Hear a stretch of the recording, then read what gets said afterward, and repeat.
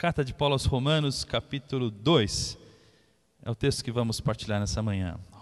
Romanos capítulo 2, do verso 1 ao verso 16, diz assim o texto sagrado: Portanto, você que julga os outros é indesculpável, pois está condenando a si mesmo naquilo que julga, visto que você que julga pratica as mesmas coisas. Sabemos que o juízo de Deus contra os que praticam tais coisas é conforme a verdade. Assim, quando você, um simples homem, os julga, mas pratica as mesmas coisas, pensa que escapará do juízo de Deus? Ou será que você despreza as riquezas da sua bondade, tolerância e paciência, não reconhecendo que a bondade de Deus o leva ao arrependimento?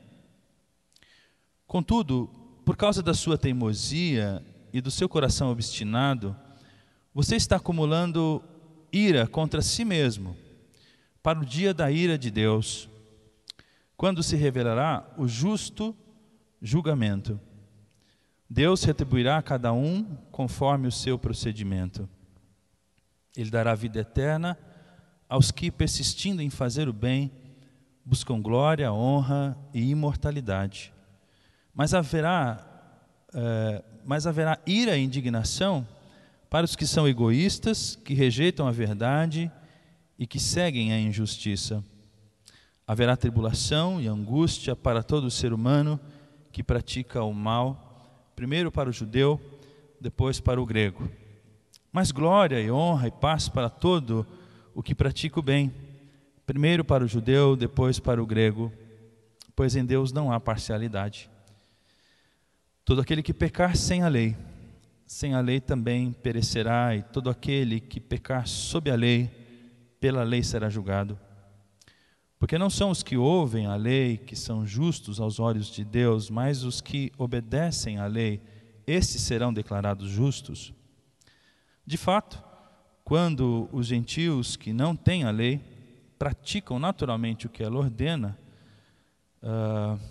tornam-se lei para si mesmos, embora não possuam a lei, pois mostram que as exigências da lei estão gravadas em seu coração. Disso dão testemunho também a sua consciência, os seus pensamentos e os pensamentos deles, ora acusando-os, ora defendendo-os. Isso tudo se verá no dia em que Deus julgar os segredos dos homens mediante Jesus Cristo, conforme o declara o meu Evangelho. Muito bem, meus irmãos, ainda algumas semanas atrás, falamos sobre Romanos capítulo 1, e essa carta aos Romanos, escrita por Paulo, ela tem uma máxima ou uma ideia central, e a ideia central é mostrar que existem dois tipos de seres humanos. Existem duas formas de ser humano. Uma forma se origina em Adão, o homem criado por Deus e que deu as costas a ele. Essa forma, esse modelo representado por Adão, ele insiste em se opor a Deus, ele insiste em se afirmar independente de Deus, ele insiste em sua autoconsciência, autoexistência e autossuficiência. Pessoas que vivem como Adão, vivem assim, não conseguem perceber e reconhecer, e fazem questão de não depender de Deus. Elas são autossuficientes, autodependentes, autoconscientes e vivem por conta própria.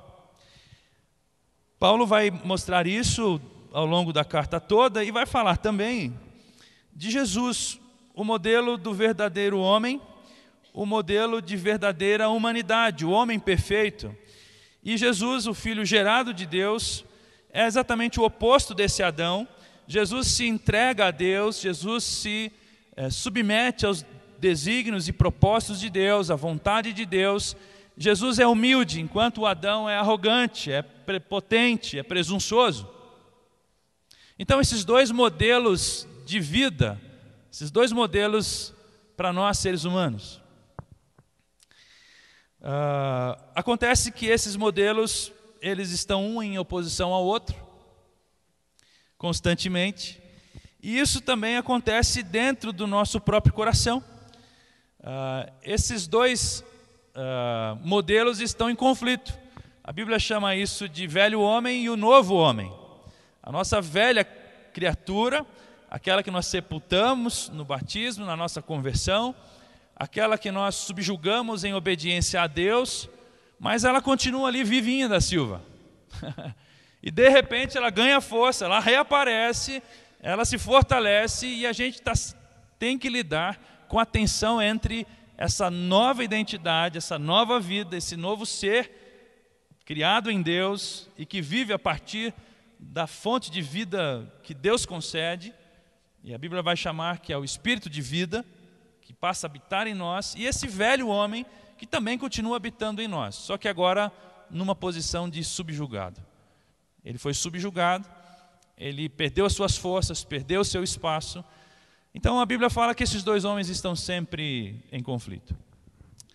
No capítulo 1, o apóstolo Paulo vai dizer que as pessoas, de um modo geral, ele está falando especialmente daqueles que não fazem parte da comunidade de Israel, ou do povo de Deus, essas pessoas são indesculpáveis. Ele usa essa expressão, indesculpáveis, quando fazem esta escolha de dar as costas a Deus, e ele vai descrever as consequências dessa escolha.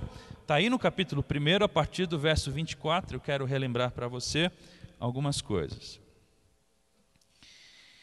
Porque fizeram essa escolha, porque rejeitaram a Deus, deram as costas a Deus, Deus os entregou, e aí o texto começa a dizer que Deus entregou a impureza sexual. Os seus desejos pecaminosos do seu coração, a degradação do seu corpo, trocaram a verdade de Deus pela mentira, abandonaram e serviram as coisas criadas em lugar do Criador, que é bendito para sempre. Amém. E por causa disso também, no verso 28, vai dizer que Deus deixou que eles seguissem a vida sozinhos, desprezassem o conhecimento de Deus, quem é Deus, o que Deus quer, a vontade de Deus. E Deus então os entregou a uma disposição mental reprovável, diz assim o verso 28. E aí o que acontece na sequência é que eles se tornam cheios de toda sorte de injustiça, maldade, ganância, depravação, inveja, homicídio, rivalidade, engano, malícia, bisbilhoteiros, caluniadores, presunçosos, inventam maneiras de praticar o mal, desobedientes a seus pais, insensatos, desleais, sem amor pela família, implacáveis, embora conheçam o justo decreto de Deus de que as pessoas que praticam tais coisas merecem a morte, mas não somente continuam a praticá-las, mas também aprovam aqueles que as praticam. O Paulo diz aí, olha, dar as costas para Deus gera toda essa lista, todas essas consequências. Eu, me preparando ontem, passei bastante tempo no computador e um vídeo me chamou a atenção, fiz questão de postar lá na minha página do Facebook. Se você tem Facebook, pode me procurar por mim lá, você vai encontrar o vídeo. Um parto feito em Alepo. Começa com os médicos tirando estilhaços de granada ou de explosivos da mãe, e depois mostra todo o cenário, as condições para que seja feito o parto, e aí eles tiram a criança por uma intervenção cirúrgica cesariana, e a criança está apagada totalmente. E um enfermeiro assim, um jovenzinho que parece que estava ali ajudando na cena da cirurgia, está tentando ressuscitar a criança e os médicos estão tentando salvar a mãe. E de repente eles começam, vem um médico, levanta a criança assim, chacoalha, você percebe literalmente é um corpo morto. E ele começa a passar a mão nas costas da criança e bater na criança, até que a criança revive assim. A criança acorda, não é? E o vídeo termina com os olhos graúdos daquele recém-nascido, todo ainda molhado pelo líquido da mãe. O vídeo termina com aquela imagem da criança. Irmãos, não dá para entender isso. Quanta maldade Onde isso vai acabar? É os russos que apoiam Bashar al-Assad, é os americanos que apoiam os rebeldes do regime, mas que estão lutando contra o Estado Islâmico. Enfim, é um jogo de ego miserável, é uma vaidade sem limite. E onde acaba tudo isso?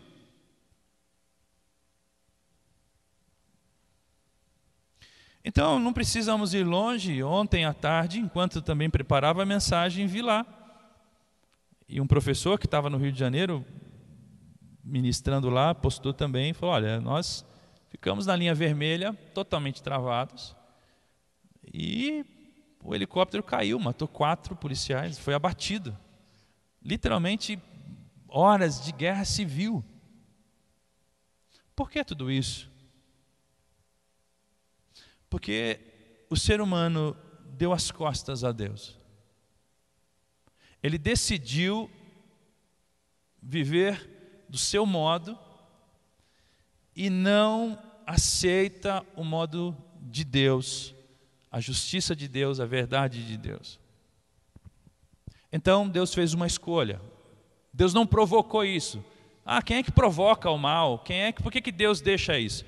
Não é que Deus deixa isso, fomos nós que escolhemos isso. Deus nos deu a capacidade de termos a nossa opção de escolha, e todo homem faz sua escolha, e nós fazemos nossas escolhas todo dia. Em outra medida, todos nós escolhemos todo dia, todo instante, se vamos ficar do lado de Deus ou se vamos ficar do nosso lado. Se vamos dar força para esse Adão ou se vamos dar força para o Cristo que está vivo dentro de nós. Essa é a questão. Agora no capítulo 2, dando sequência ao capítulo 1, a gente pode perguntar assim, será que todos os homens são como Adão?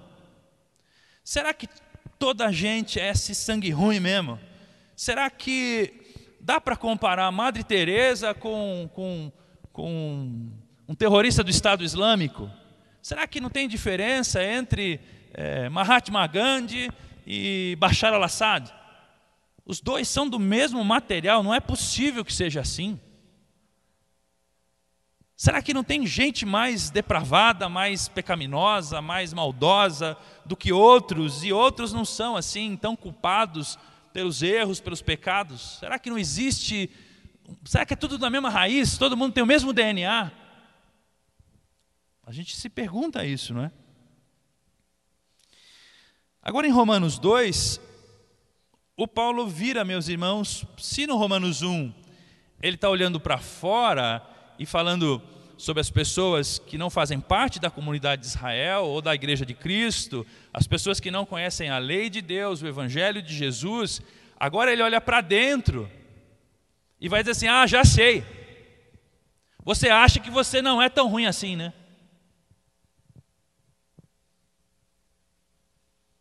Eu desconfio, você pensa que você não é tão mal quanto esses aí que praticam essas coisas todas que eu acabei de dizer. Você não é tão ganancioso, você não é tão injusto, tão maldoso, você não tem tanta rivalidade, você não vive no engano, você não tem malícia, você não é arrogante, não é presunçoso.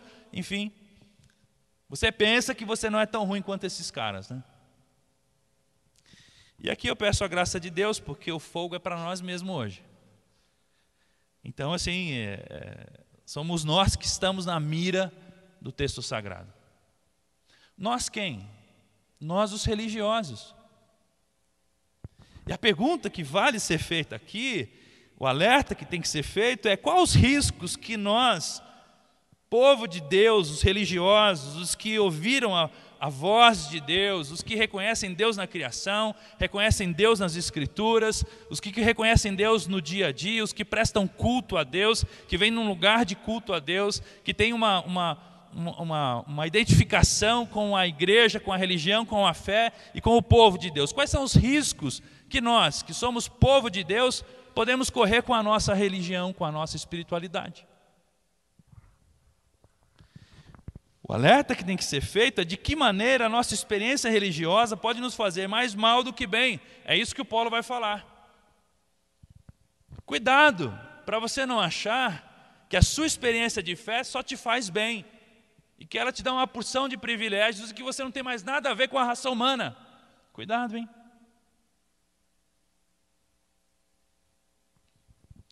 O alerta que vale ser feito é de que forma podemos ser indesculpáveis diante de Deus, mesmo depois de termos conhecido a Cristo. Porque, veja só, o Romanos 2, a partir do verso 1 ao verso 16, no verso 1 Paulo diz assim: portanto, você que julga os outros é indesculpável. Você já não ouviu essa palavra aí agora há pouquinho? Volta um pouquinho no texto. Versículo 20 e 21. Olha aí. Desde a criação do mundo, os atributos visíveis de Deus, seu eterno poder e sua natureza divina, têm sido vistos claramente. Verso 20. Sendo compreendidos por meio das coisas criadas, de forma que tais homens são indesculpáveis. A sentença de Paulo às pessoas comuns, as pessoas que não vão à igreja, as pessoas que não conhecem o Evangelho, que não leem a Bíblia, vocês são indesculpáveis. Não há desculpa para vocês, porque o que de Deus vocês podem conhecer, a própria natureza revela, existe um Deus. E agora ele vai dizer que a própria consciência das pessoas serve para ela como uma espécie de lei. Nós vamos falar disso daqui a pouco. Ora acusando-as, ora defendendo-as. Então agora se ele olha para fora e diz assim: ó, pessoal aí da rua, ó, pessoal da internet aí, ó, pessoal que não vai na igreja nunca, pessoal que não está nem aí com Deus, pessoal da baladinha, pessoal que tem a vida do jeito que quer, pessoal do Congresso Nacional, pessoal das igrejas aí, né? Vocês são indesculpáveis, viu? Não há desculpa para que vocês possam apresentar diante de Deus pelo comportamento que vocês têm. Agora ele olha para nós, os religiosos, e diz assim: ei pessoal, nós também somos indesculpáveis. É isso que ele está dizendo. Então são os indesculpáveis. Não há desculpa para eles e não há desculpa para nós. Só que no nosso caso, ele vai dizer assim, o Paulo afirma que nós somos indesculpáveis quando? Versículo 1. Portanto, você que julga os outros é indesculpável, pois está condenando a si mesmo naquilo que julga, visto que você que julga pratica as mesmas coisas. Quando nós julgamos pessoas, nós somos ou nos tornamos indesculpáveis porque nós tomamos o lugar de Deus.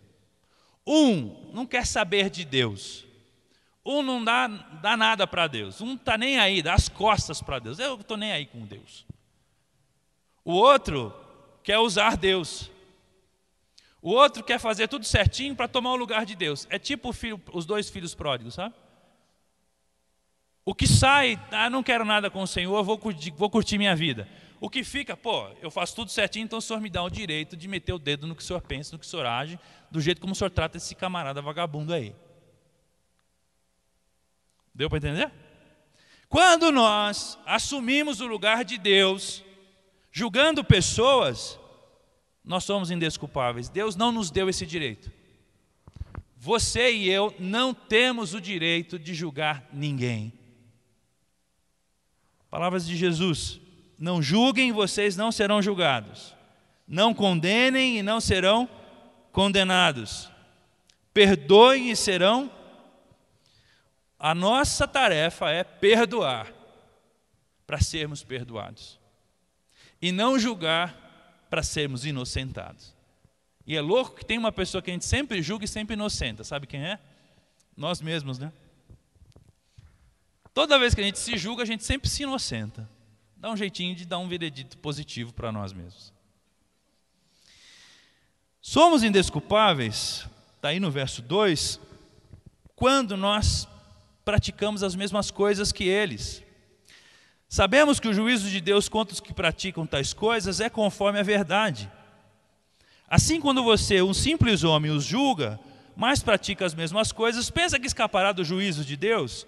Ainda no capítulo 2, a partir do verso 17, o Paulo volta a falar isso de uma outra forma. Olha só, verso 17. Ora, você que leva o nome de judeu, apoia-se na lei e orgulha-se de Deus. Muito bem. Você conhece a vontade de Deus, joia, e aprova o que é superior. Muito bem, porque é instruído pela lei. Ok, você conhece a Bíblia, muito bem, você sabe o que é certo. Bacana isso. Você está convencido de que é guia de cegos, luz para os que estão em trevas. Você se convenceu de que essa luz que raiou na escuridão é sua. E que agora você é o guia dos cegos. Instrutor de insensatos, mestre de crianças, porque tem na lei a expressão do conhecimento e da verdade. E então, você que ensina os outros, não ensina a si mesmo? Você que prega contra o furto, furta? Você que diz que não se deve adulterar, adultera? Você que detesta ídolos, rouba-lhes o templo? Você que se orgulha da lei, desonra a Deus, desobedecendo a lei? Percebe? O Paulo está dizendo que a nossa experiência religiosa pode nos induzir a pensar que não somos iguais a todos os seres humanos. Nós não nos admitimos como participantes dessa mesma identidade adâmica. Se você fizer a oração assim, Deus, acabe com a injustiça e a maldade no mundo. Cuidado que Deus pode pegar o dedo dele e fazer assim em cima de você. Então vou começar por você, meu filho, dá licença.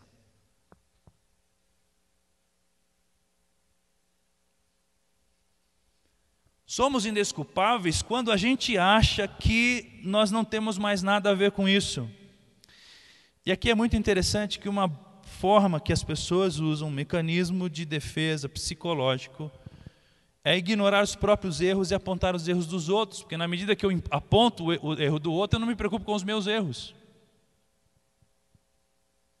Somos indesculpáveis quando nos esquecemos que somos iguaizinhos a eles. 3. Somos indesculpáveis ou nos tornamos indesculpáveis quando não reconhecemos a graça de Deus. Veja aí o verso 4. Ou será que você despreza as riquezas da sua bondade, tolerância e paciência, não reconhecendo que a bondade de Deus o leva ao arrependimento? Precisamos reconhecer que se estamos nesta posição privilegiada de pessoas salvas e reconciliadas com Deus, foi por causa da sua bondade, tolerância e paciência conosco. A sua bondade, a sua tolerância e a sua paciência que nos levou ao arrependimento. Deus teve que tolerar a gente.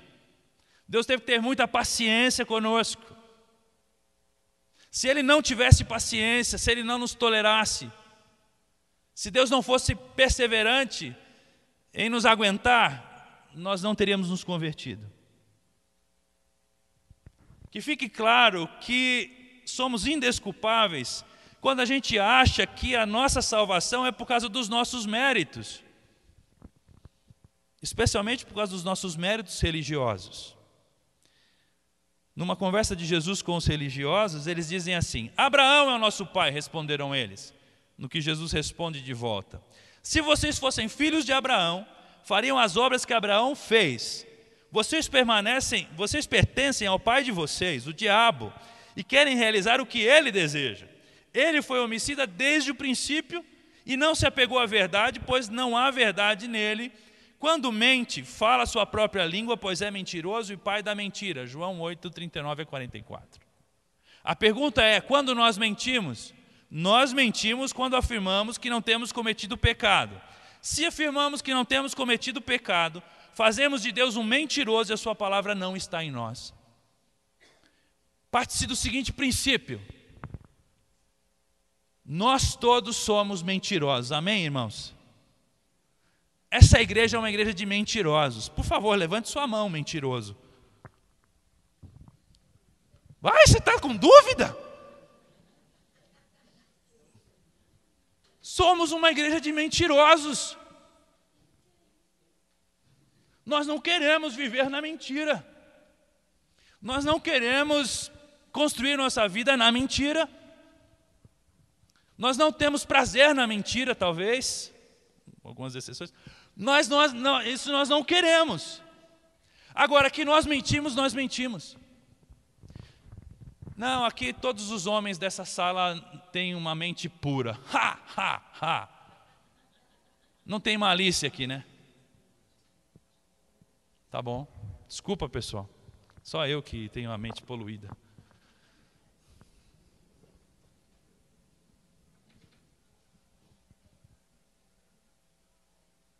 É verdade que isso tudo já não faz sentido com a nossa nova vida.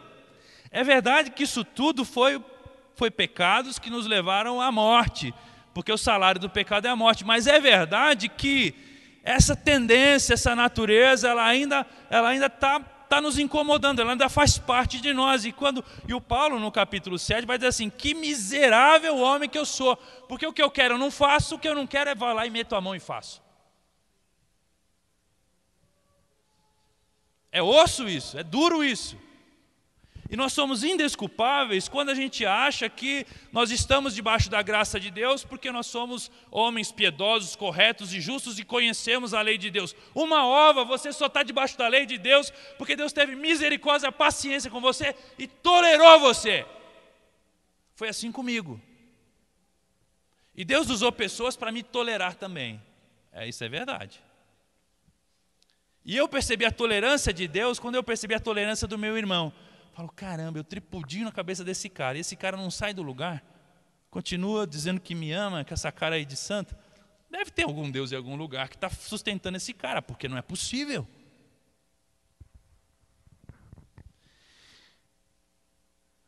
Tudo bem, a gente não tem a vida deles. Mas a gente não pode deixar de reconhecer que nós somos participantes da mesma natureza. 4, versículo 5, somos indesculpáveis quando ignoramos a justiça divina. Veja aí o verso 5. Contudo, por causa da sua teimosia e do seu coração obstinado, você está acumulando ira contra si mesmo para o dia da ira de Deus, quando se revelará o seu justo julgamento. Deus retribuirá a cada um conforme o seu procedimento. Sabe de uma coisa, meus irmãos? Toda vez que a gente lê assim, a ira de Deus se manifesta contra toda a impiedade e injustiça dos homens, sabe o que passa na nossa mente? Não está falando comigo. Não sou eu, não. Você lembra do publicano e do fariseu? Sabe qual é a diferença entre o publicano e o fariseu? Um amava a Deus, mas tinha certeza de quem era. O outro pensava que amava a Deus e achava que tinha certeza de quem era. Um tinha uma pseudo-familiaridade com Deus. Eu dou esmola, eu dou o dízimo, eu venho à igreja, eu dou aula na escola dominical, eu frequento o culto, eu estudei teologia. Um acha que por conhecer a lei de Deus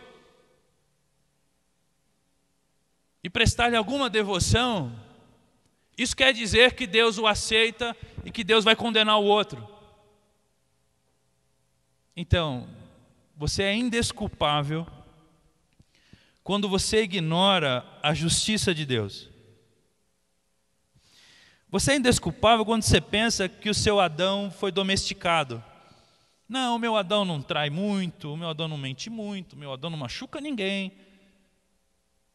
Você acha mesmo que Deus é indiferente à sua maldade? Você acha mesmo que Deus não vai retribuir para você conforme aquilo que você vive, não conforme aquilo que você pensa? Que você pensa que você vive. Somos indesculpáveis quando a gente acha que a justiça de Deus não tem a ver conosco também. Versículo 7. Somos indesculpáveis quando desistimos de uma busca espiritual autêntica. Ele dará vida eterna aos que, persistindo em fazer o bem, buscam glória, honra e imortalidade. Mas haverá ira e indignação para os que são egoístas, que rejeitam a verdade e seguem a injustiça.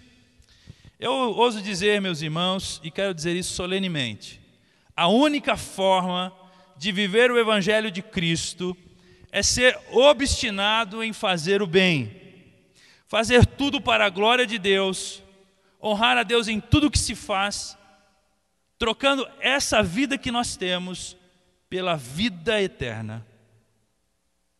A única forma de viver o Evangelho é ser obstinado em fazer o bem, tudo que nós fizermos, façamos para a glória de Deus, honremos a Deus em tudo que nós façamos e vamos trocar a nossa vida pela vida eterna. Pois quem quiser salvar a sua vida vai perdê-la, e quem perder a sua vida por minha causa ou por causa do Evangelho, a salvará. Jesus é radical nessa questão. Sabe quando que a gente desiste dessa busca obstinada por uma espiritualidade autêntica? Aqueles que persistindo em fazer o bem buscam glória, honra e imortalidade. Nós desistimos quando agimos de forma egoísta, quando somos rebeldes e injustos. O próprio texto diz, versículo 8, haverá ira, indignação para os que são egoístas, que não querem depor o seu ego, para aqueles que rejeitam a verdade e que seguem a injustiça. Eugene Peterson, na versão A Mensagem, vai dizer o seguinte: quando vivemos pela lei do menor esforço. Deixa eu reduzir isso então.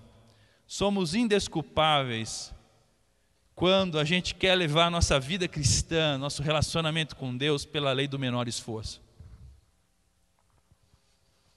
Tipo assim, teve culto ontem, hoje eu posso dormir até mais tarde.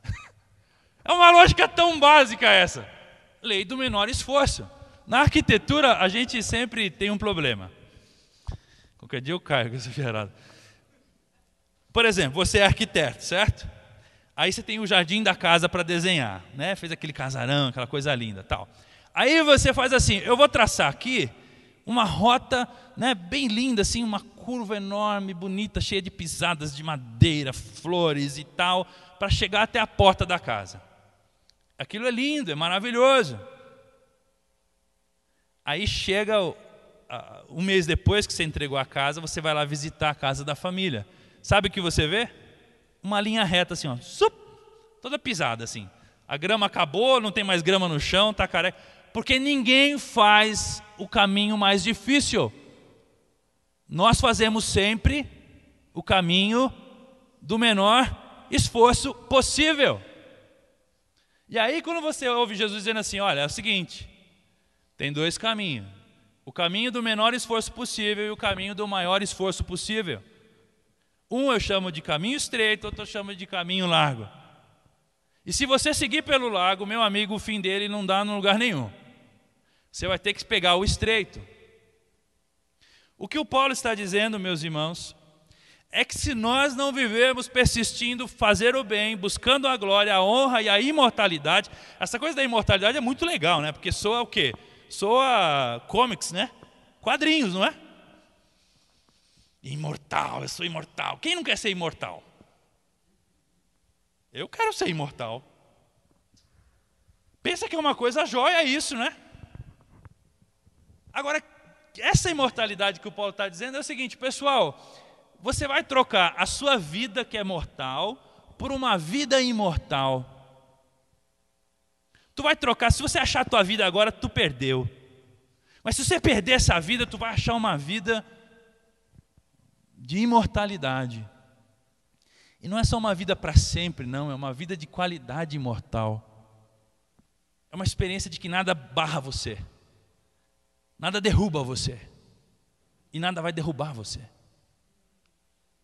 Aí Jesus olha e fala assim, pois é, pessoal, eu venci o mundo, tenham bom ânimo, eu estou com vocês até o fim. Como assim, Senhor? Nós também vamos ser imortais? Pois é. É nós que heróis na imortalidade. Simples assim. 6. Somos indesculpáveis quando achamos que Deus vai nos favorecer. Olha aí o verso 9 ao verso 13. Haverá tribulação e angústia para todo ser humano que pratica o mal. Primeiro para o judeu pratica o mal, depois para o grego também. O grego já sabia, o grego é tudo aí, homossexual, aí, não sei o que, não sei o que lá. E o judeu? Não, o judeu não. Sim, vai haver tribulação, angústia para todo ser humano que pratica o mal. Primeiro para o judeu. Bom, então, se você é judeu, você vai entrar na fila, que você vai se dar mal. Os que sabem do evangelho, isso aí é corroborado com Jesus falou assim, olha, vai haver maior juízo para Jerusalém do que para Gerizim e os outros povos aí. Porque eles erram, mas Deus não está assim falando para eles, ajudando o tempo todo. Vocês não. Então, quem fazer o mal, seja judeu, seja grego, vai receber punição. Mas quem vai primeiro é o judeu. Você falou mal de mim, miserável? Agora aí, você está na fila na minha frente, eu vou ter o gostinho de ver você se ferrar primeiro. Cara. Esses aqui são os não crentes que vê a gente fazendo palhaçada, vê a gente vivendo e fica assim, essa crentalhada, vão para o inferno antes de mim e estão rindo da minha cara. Simples assim. Verso 10, mas glória e honra e paz para todo que pratica o bem. Primeiro para o judeu e depois para o grego. Quer dizer que tem grego que pratica o bem? Então, ele vai receber a glória depois do judeu. Então tá bom. Verso 11, pois em Deus não há parcialidade. Todo aquele que pecar sem lei também perecerá. E todo aquele que pecar sob a lei, pela lei será julgado. Porque não são os que ouvem a lei que são justos aos olhos de Deus, mas os que obedecem à lei, estes serão declarados justos. Sabe, meu irmão, demorou um tempo para mim entender isso aqui. Porque eu achei que entender a lei era fazer o que estava certo. Hoje eu tenho certeza de que entender a lei é só o primeiro passo para fazer o que é certo ou não. Eu demorei para entender que Deus não me amava porque eu entendia a sua lei.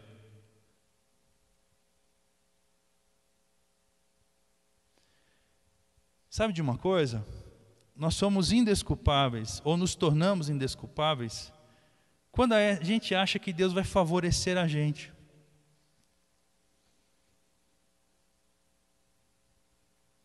A gente monta assim, a gente tem uma espécie de um biombo protetor. Biombo é isso aqui, ó. A gente faz isso aqui, uma espécie de biombo, assim, para nos proteger. Esse biombo chama-se religião, conhecimento de Deus. O Paulo está dizendo assim, não.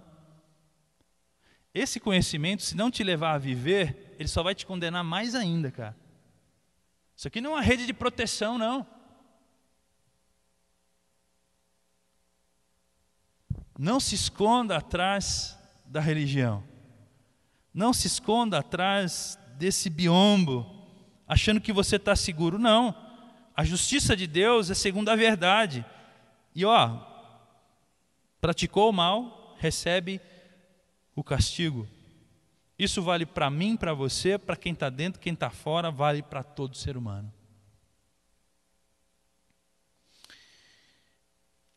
Isso me fez lembrar das palavras do profeta Isaías. Esse povo se aproxima de mim com a boca e me honra com os seus lábios, mas o seu coração está longe de mim. A adoração que me prestam é feita só de regras ensinadas por homens. Ufa! 7. Somos indesculpáveis quando achamos que Deus não se importa ou não opera na vida dos outros ou na vida dos de fora. Ouça isso, verso 14 e 15. De fato, quando os gentios, os de fora, os que não têm a lei, praticam naturalmente o que ela ordena, tornam-se lei para si mesmos, embora não possuam a lei. Pois mostram que as exigências da lei estão gravadas em seus corações. Disso dão testemunho também a consciência e os pensamentos deles, ora acusando-os, ora defendendo-os. Nós corremos, meus irmãos, um sério risco de perdermos de vista que o mundo e o universo são regidos por uma lei maior que a lei codificada pela nossa compreensão. religiosos têm a mania de achar que Deus julgará o mundo pela sua compreensão da lei de Deus. Esquece. Se Deus julgar o mundo pela nossa compreensão da lei dele, como será o julgamento? Iníquo. E o último verso, o apóstolo Paulo vai dizer o seguinte: isso tudo se verá no dia em que Deus julgar os segredos dos homens, mediante o quê? A nossa compreensão das Escrituras? Mediante o quê? Está aí no texto, meus irmãos. Mediante quem? Quem é o critério de Deus para julgar o mundo? Jesus. Se Deus usar o nosso critério, o que nós vamos fazer?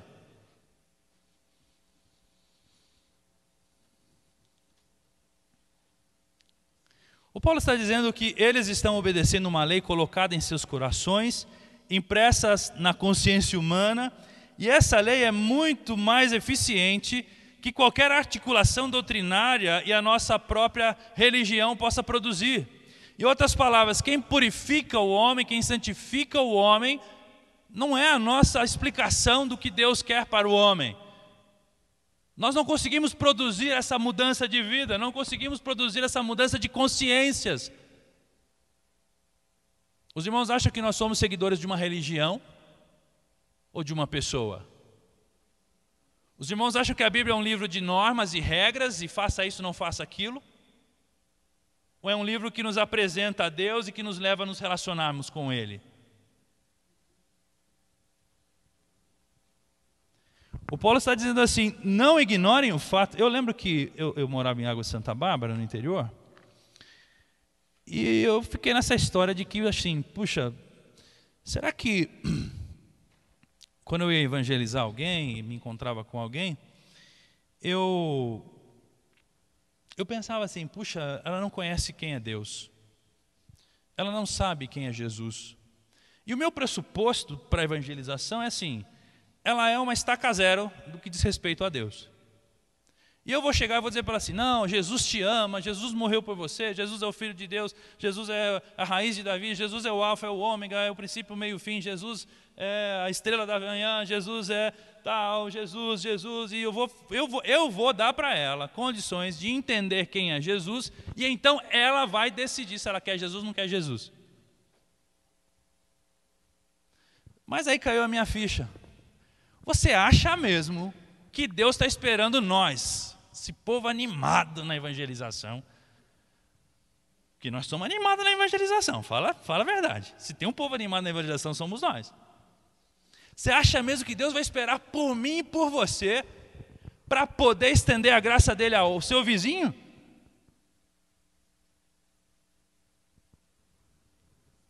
Deus conta conosco, mas se Ele espera conosco, por nós não. O que o Paulo está dizendo é o seguinte: as pessoas que não conhecem a lei escrita, quando agem por causa da lei das suas consciências de maneira coerente à lei de Deus, elas cumprem a lei de Deus. Inclusive ele vai dizer o seguinte: aquele que não é circuncidado fisicamente, aquele que não tem a marca, o batismo ou aqui a circuncisão para os judeus, mas obedece à lei, condenará você, que tendo a lei escrita e a circuncisão, é transgressor da lei. É possível que uma pessoa que não pisa na igreja tenha uma vida mais reta diante de Deus e seja perdoado do que uma pessoa que pisa na igreja, que conhece a lei e está vivendo de maneira equivocada. Ai. Pastor, não diz isso, porque nós pagamos um mico aqui todo domingo para poder ter uma garantia, um passaporte que nós vamos para lá, né? O Paulo está dizendo: cuidado, meu, cuidado. Não para aí, quer ver só? Não é o judeu quem o é apenas exteriormente. E eu traduzo: não é o crente quem o é apenas exteriormente. Nem a circuncisão ou o batismo, que era meramente exterior ou físico. Não é quem é meramente exteriormente ou fisicamente mergulhado nas águas. Esse batismo aqui é um símbolo, Não é essas coisas que você faz, não, eu vou participar das 7 semanas, eu participo, faço isso, tenho meu nome lá. Não, essas coisas exteriores, elas não te qualificam para nada.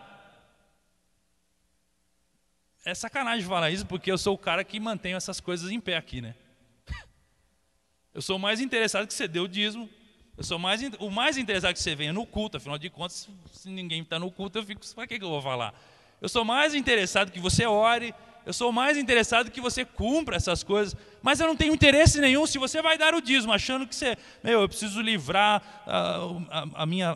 o meu mês do devorador. Deixa eu dar o dízimo para Deus, senão o devorador me come as pernas. Desculpa, você está frito, mano. Não tem nada a ver com isso. Você está equivocado.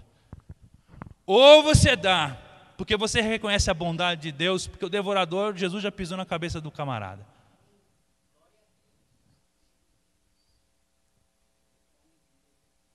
Ou você faz porque você quer, porque aquilo tem a ver com você, ou por favor não faça por culpa, por medo, porque os irmãos vão pensar de mim, meu nome não está no relatório. Outro dia eu pedi o relatório de dizimistas da igreja, não foi dessa não, foi de outra. Rapaz, todo mundo já falou, pastor, eu queria avisar aí que mês passado não deu. Eu falei, não perguntei alguma coisa? Eu só pedi a lista de dizimistas. Eu nunca faço isso. Mas começou um show de satisfações assim, tipo assim, se o pastor ver que eu pisei na bola no dízimo mês passado, o cara vai pensar o que de mim? Eu estou nem aí com você, meu chapa. Você não dá o dízimo para mim? Ou dá? Porque se é para mim, eu vou pôr você no pau. Não. Tenho direito ou não tenho, doutora Azeza? Se você deve para o pastor, eu vou pôr você no pau. É igual a Eletropaulo. Mas eu não paguei a conta de luz porque eu não tinha comida. E aí eu tive que trocar. Eu comprava comida, eu pagava a conta de luz. A Eletropaulo falou assim, tudo bem, então desculpa, senhora. Vamos ligar de novo a sua caixa de força aqui. Né?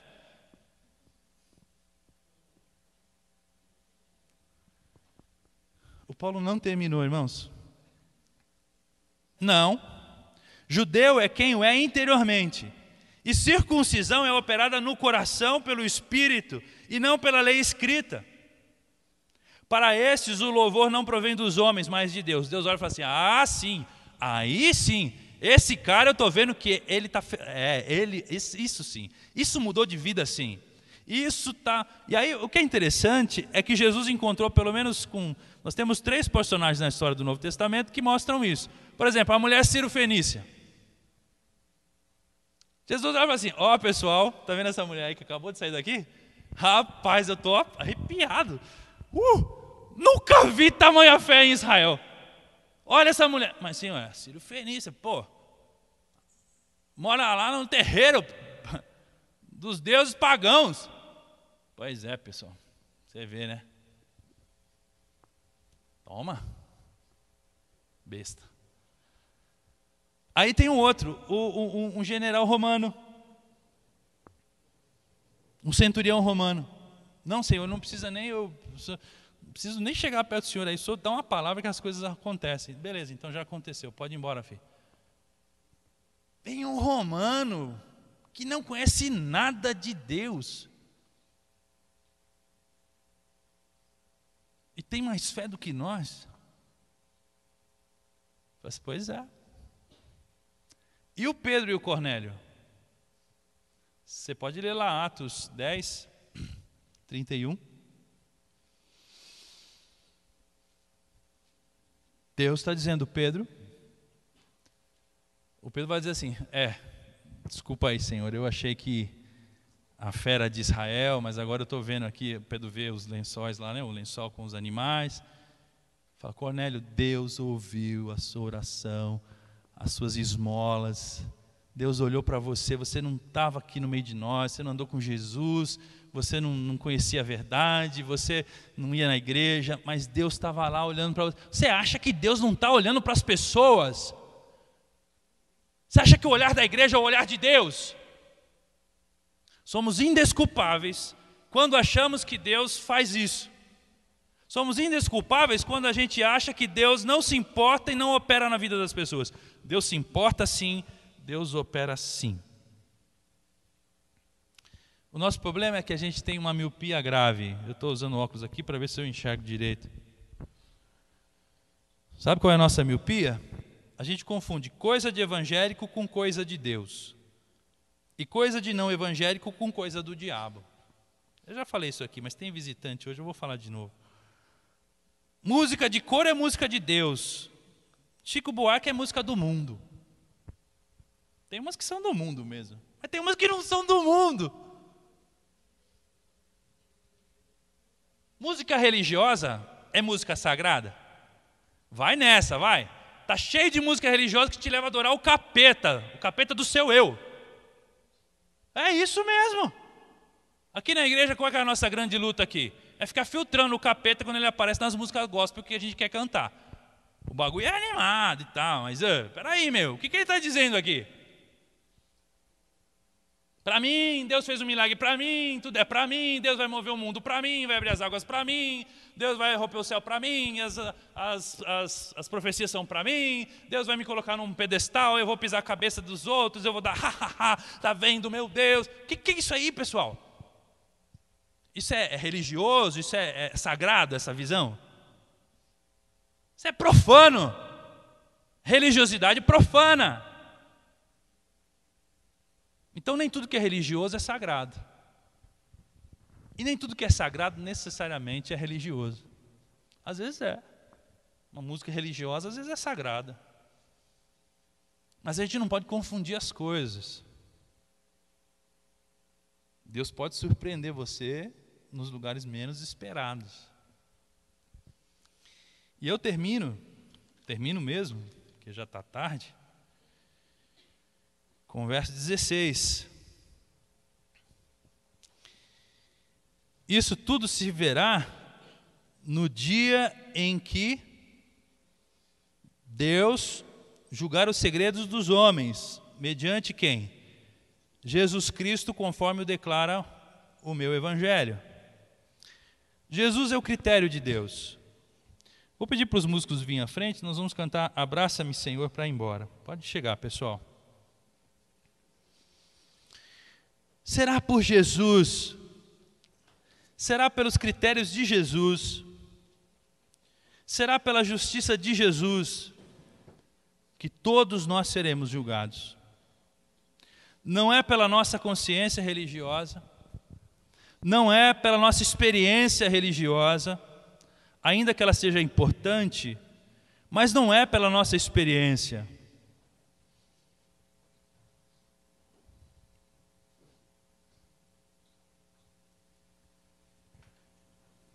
Não é nem pela nossa consciência, meus irmãos, que o mundo será julgado.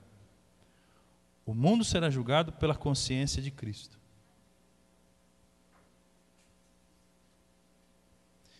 O apóstolo Paulo, em 1 Coríntios 4, diz assim: embora em nada a minha consciência me acuse, nem por isso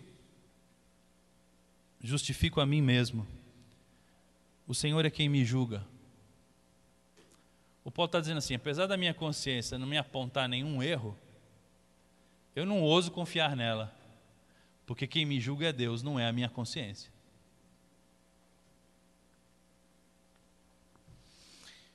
Eu quero convidar você a concluir essa mensagem comigo. Essa mensagem é para crente, pessoal. Então é para mim e para você. E eu quero terminar a mensagem. E eu quero dizer pouquinhas coisas só. Não vou dizer muita coisa, não. Eu quero chamar você para perceber como é que a gente vive. Como nós vivemos.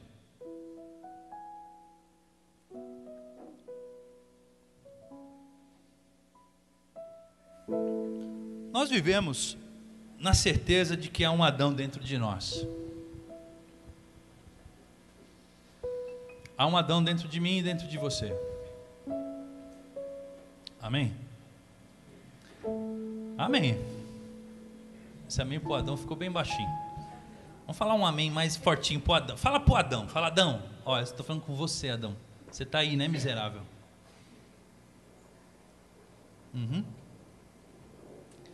Nós temos a certeza de que há um Adão dentro de nós.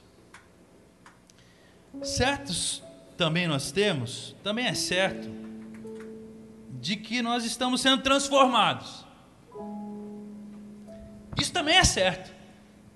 É certo que tem um Adão e é certo que Deus está sufocando esse Adão. E que nós estamos sendo transformados à semelhança de Jesus. Aliás, o grande foco é esse, né? Aliás, isso é o que nos trouxe aqui, isso é o que nos faz viver. É perceber que de ontem para hoje, o Adão que estava vivo em mim está mais morto e o Cristo que está vivo em mim está mais vivo. Na quinta-feira falamos sobre isso aqui na igreja e eu queria dizer isso aqui. Já disse isso aqui, mas vou dizer de novo. Santidade tem mais a ver com progressão do que com perfeição. O que Deus espera de você e de mim não é perfeição, porque o Adão não deixa esse negócio ser perfeito, né? Mas Deus espera progressão. Então o Carlinhos da semana passada, por favor, né, cara? Melhora o cabelinho, dá uma ajeitada no visual, perdoa um pouquinho mais do que a semana passada, ama um pouco mais, né? Seja um pouco mais controlado, um pouco mais calmo, um pouco mais justo, progride. E daqui um mês Deus vai falar assim, pô, então Will, o Will do mês passado nós temos que matar ele, tá vivo, velho? Você reeditou o Will do mês passado, não faça isso comigo, Will. Mata esse cara, mano. Então o Will do mês passado não pode ser o Will desse mês. Por isso que a Bíblia diz assim, Josué, que é de glória em glória, que é de fé em fé. Por quê? Porque Deus não anda para trás, pessoal. Deus anda para frente. E a vida que Ele nos deu é uma vida para frente. É para você ser melhor do que você era antes. Então, isso são as certezas que temos. Há um Adão em nós, estamos sendo transformados. Outra certeza que temos é que haverá um dia quando Deus deixará tudo esclarecido. Ele nos julgará a seu critério, não conforme a lei de Moisés, não conforme a boa teologia, ainda que sejam importantes, não conforme a nossa experiência cristã, ainda que nos sirva de referência. Ele nos julgará segundo Jesus Cristo, conforme o Evangelho de Cristo. E sabe o que é legal nessa história? Que ela termina com um final fantástico. Hoje era o dia da gente celebrar a ceia. Sabe por quê? Porque todos seremos julgados por Deus à sombra da cruz do Calvário. O solo é um solo cheio do sangue do Cordeiro, capaz de tirar o pecado do mundo. Então, meus irmãos, o convite é o seguinte: abraça no Senhor, não me deixe ir. Eu quero estar em seus braços de amor, porque agora o Senhor está perto de mim e minha vida está muito diferente, tudo diferente. Senhor, não nos deixa sermos indesculpáveis por essas razões. E se você trombar com alguém na rua que está lutando com o Adão dela, não estranhe isso. É possível que Deus já tenha mostrado para ela o Adão dela e agora ela precisa de você para ajudar a matar o Adão dela. Não pense que Deus está paradinho lá, fala, ih, vai perder todo mundo. A igreja batista não faz visita, não prega o evangelho. Todo domingo eu venho para cá, fico irritado, né? 6 da manhã e o pessoal batendo na porta dos outros, tem um daí parar o carro e falar, ô pessoal, vocês não tem o que fazer não, fica acordando os outros aí, os caras vão achar que sou eu. Aí depois eu fico pensando assim, é engraçado você, né? E você? Quando é que você bate na porta de alguém? Bom, então tá bom, deixa os caras bater na porta, seja o que Deus quiser. Fazer o quê? Vamos ficar em pé, vamos celebrar. Eu espero que essa palavra soe para você como um convite ao amor de Deus e à verdade das Escrituras. e não como um peso. Mas se está soando como um peso, amém, porque tem que pesar mesmo. Não podemos ignorar a graça de Deus, não podemos achar que é o nosso mérito, não podemos achar que somos melhores do que os outros, não podemos achar que Deus vai encobrir as nossas bobagens, que Deus vai nos favorecer de alguma forma, não podemos achar que a justiça divina não nos inclui também, não podemos achar que podemos viver na lei do menor esforço sem uma busca espiritual autêntica. É isso. E não podemos achar que Deus não se importa com os outros da mesma forma como Deus se importa conosco.